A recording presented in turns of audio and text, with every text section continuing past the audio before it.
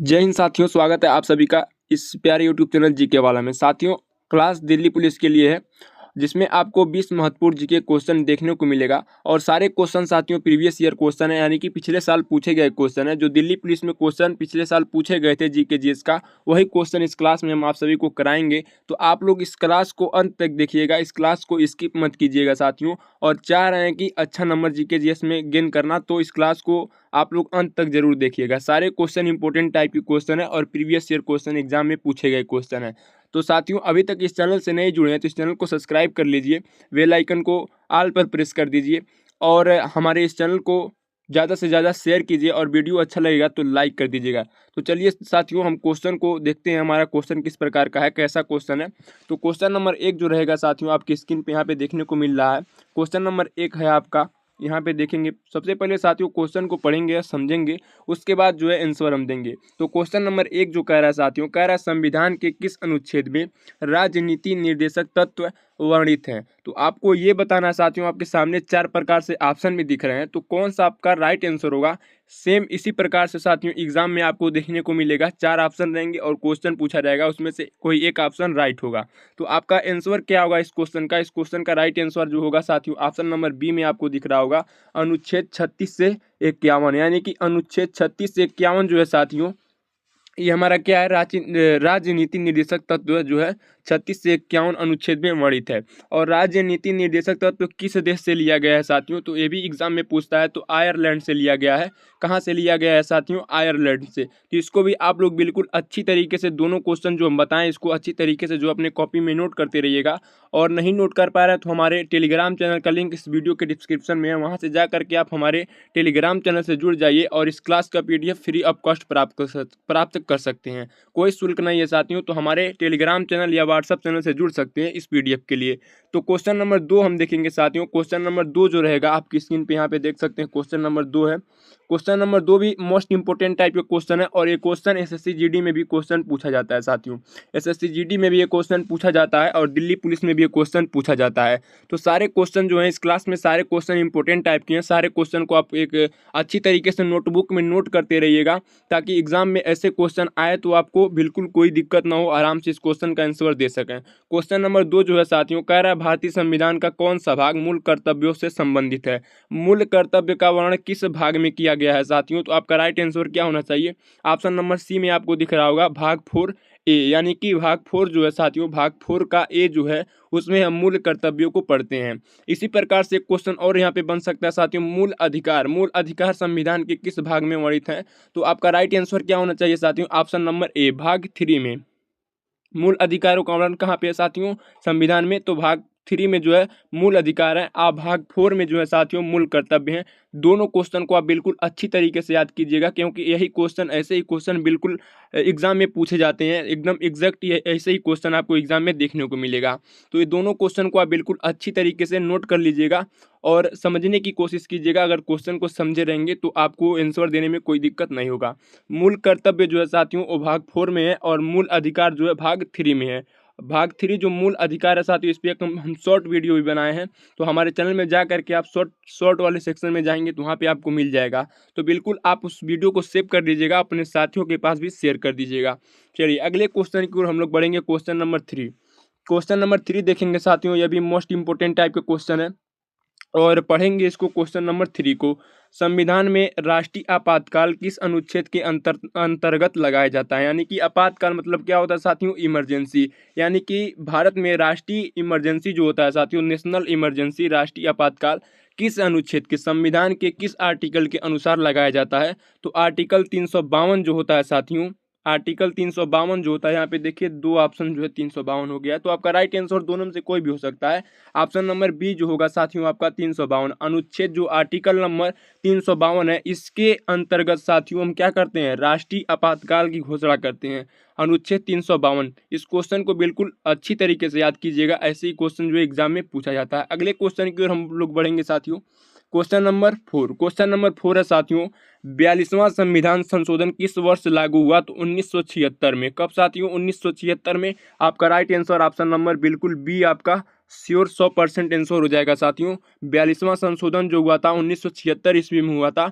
और जो हमारा प्रियम्बल है यानी कि जो उद्देशिका यानी कि प्रस्तावना जो संविधान के फर्स्ट पृष्ठ पे है साथियों, जो प्रस्तावना होती है उसमें समाजवादी और पंथ निरपेक्ष शब्द जो होता था जो है वो 1976 में यानी कि 42वां संविधान संशोधन में जोड़ा गया।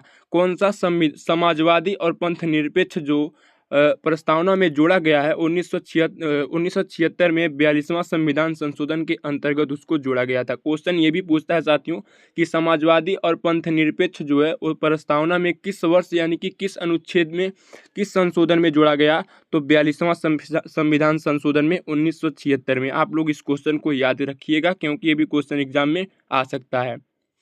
अगले क्वेश्चन की ओर हम लोग बढ़ेंगे। क्वेश्चन नंबर आपका जो रहेगा यहाँ पे question number 5 most important type का क्वेश्चन ये भी है साथियों। भारत का नियंत्रक एवं महालेखा परीक्षक यानी कि जिसको हम शॉर्टकट में सीएजी किसके द्वारा नियुक्त होता है, यानी कि जो सीएजी होते हैं साथियों नियंत्रक एवं महालेखा परीक्षक जो होते हैं वो किसके द्वारा नियुक्त होते हैं, यानी कि किसके द्वारा जो है वो पद पर बने रहते हैं। तो आपको इस क्वेश्चन का राइट आंसर देना है साथियों। कौन सा होगा आपका right answer? Option number C, यानी कि प्रेसिडेंट राष्ट्रपति के अनुसार जो है साथियों राष्ट्रपति के द्वारा जो है साथियों नियंत्रक एवं महालेखा परीक्षक का नियुक्ति होता है। ठीक है, राष्ट्रपति के अनुसार।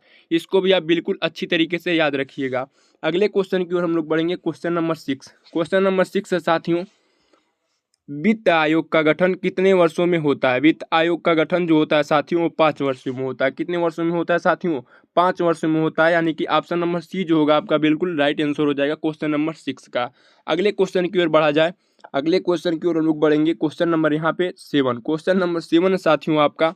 क्वेश्चन नंबर 7, संविधान सभा की पहली बैठक कब हुई थी? संविधान सभा की जो पहली बैठक हुई थी साथियों किस वर्ष हुई थी? तो 9 दिसंबर 1946। 9 दिसंबर 1946 को संविधान सभा की पहली बैठक हुई थी साथियों। ऑप्शन नंबर सी जो होगा आपका बिल्कुल राइट आंसर होगा साथियों, ऑप्शन नंबर सी। 9 दिसंबर 1946 को क्या हुई थी साथियों? संविधान सभा की पहली बैठक हुई थी।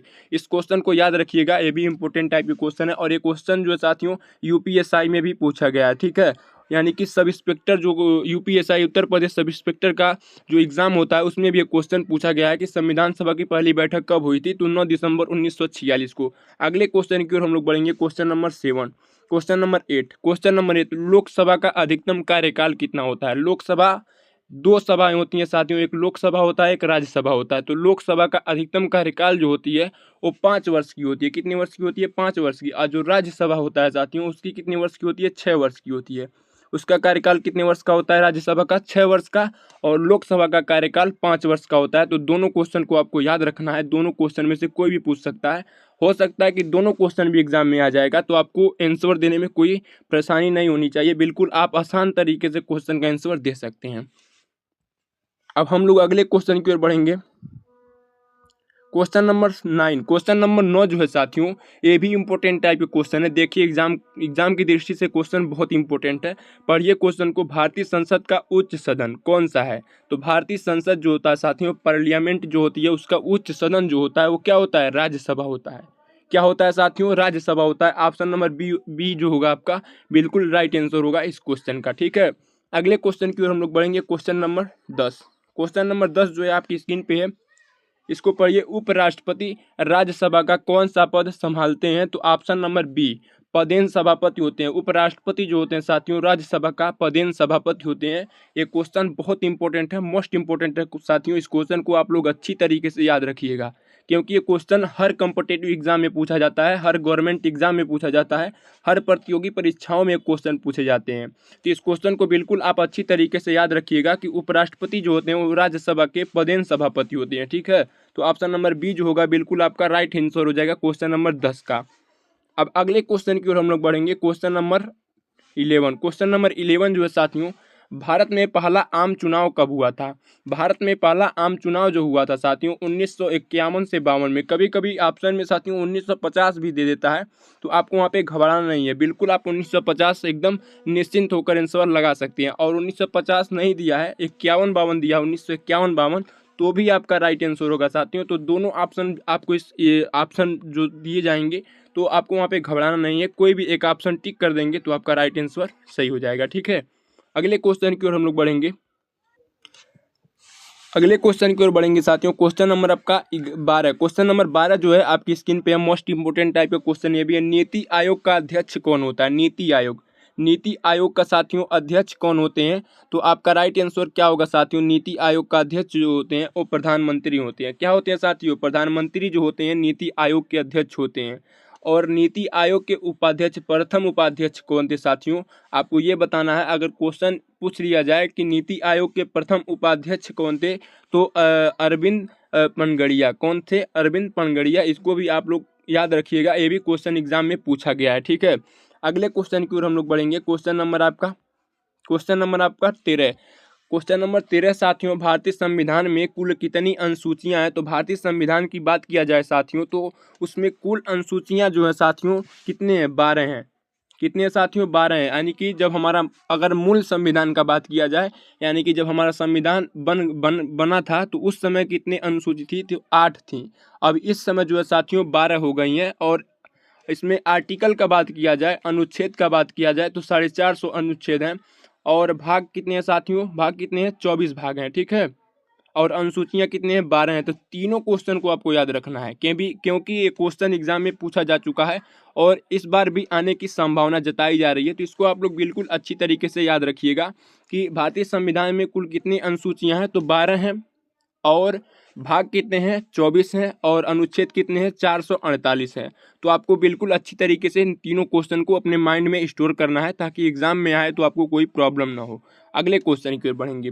अगला क्वेश्चन जो रहेगा आपकी स्क्रीन पे यहाँ पे देखिए, संघ सूची में कुल कितने विषय हैं? तो संघ सूची की बात किया जाए साथियों तो 97 विषय हैं। ऑप्शन नंबर बी में आपको दिख रहा होगा 97।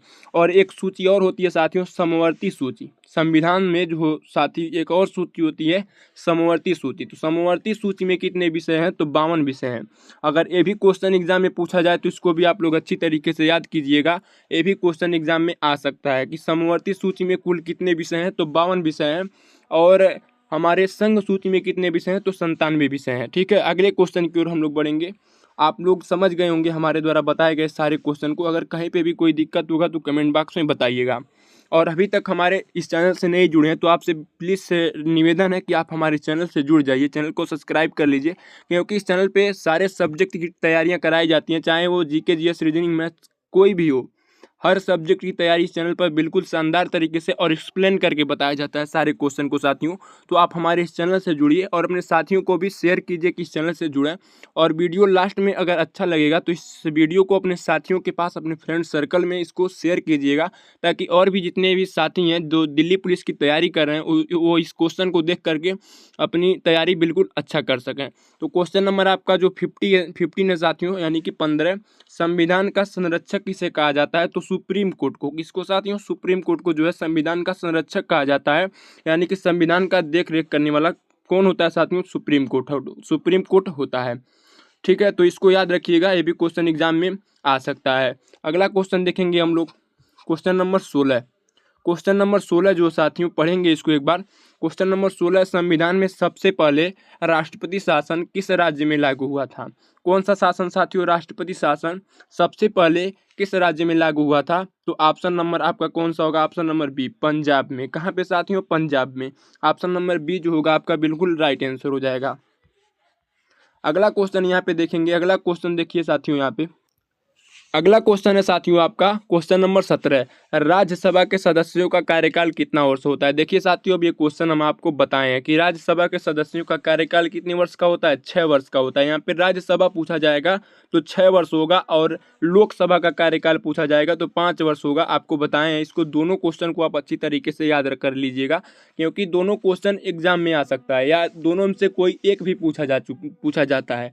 तो दोनों को आप बिल्कुल अच्छी तरीके से याद किए रहेंगे तो आपको एग्जाम में अगर क्वेश्चन आ जाएगा तो आंसर देने में कोई प्रॉब्लम नहीं होगी। अगला क्वेश्चन देखेंगे, क्वेश्चन नंबर 18। क्वेश्चन नंबर 18 जो है आपका, भारतीय संसद की संयुक्त बैठक की अध्यक्षता कौन करता है? तो कौन करता है साथियों? अगर भारतीय संसद में कोई बैठक होती है तो उसकी अध्यक्षता यानी कि उसकी देखरेख करने वाला कौन होता है? सिंपल क्वेश्चन है, आप इसको समझ करके भी राइट आंसर दे सकते हैं। अगर भारतीय संसद जो है साथियों, पार्लियामेंट जो होती है, उसमें बैठक कोई होती है तो उसकी अध्यक्षता कौन करता है? तो लोकसभा अध्यक्ष करते हैं। कौन करते हैं? लोकसभा अध्यक्ष करते हैं। तो आपका right answer option number C, Lok Sabha अध्यक्ष। ठीक है, अगले क्वेश्चन की ओर हम लोग बढ़ेंगे। Question number 19। क्वेश्चन नंबर 19 क्या कह रहा है साथियों, केशव नंद भारती केस किस वर्ष हुआ? तो 1973 में। कब? 1973 में जो हुआ था साथियों, केशव नंद भारती केस जो हुआ था 1973 में हुआ था। तो इस क्वेश्चन को भी आप लोग अच्छी तरीके से याद कीजिएगा। अगला क्वेश्चन जो रहेगा आपकी स्क्रीन पे यहाँ पे, मूल अधिकारों को निलंबित करने की शक्ति किसके पास होती है? मूल अधिकार जो होते हैं साथियों, उसको निलंबित करने की शक्ति किसके पास होती है? तो राष्ट्रपति के पास। प्रेसिडेंट जो होते हैं उनके पास जो है साथियों दुनिया की हर शक्ति होती है। तो इसको आप लोग अच्छी तरीके से याद कीजिएगा इस क्वेश्चन को, कि मूल अधिकार जो होती है साथियों, उसको निलंबित करने की जो शक्ति होती है, जो क्षमता होती है, वो केवल राष्ट्रपति के पास होता है। ठीक है, तो इस क्वेश्चन का राइट आंसर क्या होगा? ऑप्शन नंबर सी, राष्ट्रपति। तो साथियों आज के क्लास में इतना ही। अगर आप चाहते हैं कि ऐसे ही और भी क्लास कराया जाए तो आप लोग कमेंट बॉक्स में बताइएगा, और क्लास कैसा लगा ये भी आप लोग कमेंट बॉक्स में बताइएगा। अपने साथियों के पास शेयर कर दीजिएगा, और अभी तक इस चैनल से नए जुड़े हैं तो चैनल से जुड़ जाइएगा, वीडियो को लाइक कर दीजिएगा साथियों। मिलते हैं कल ऐसे ही एक शानदार सेशन के साथ, तब तक के लिए धन्यवाद साथियों, जय हिंद।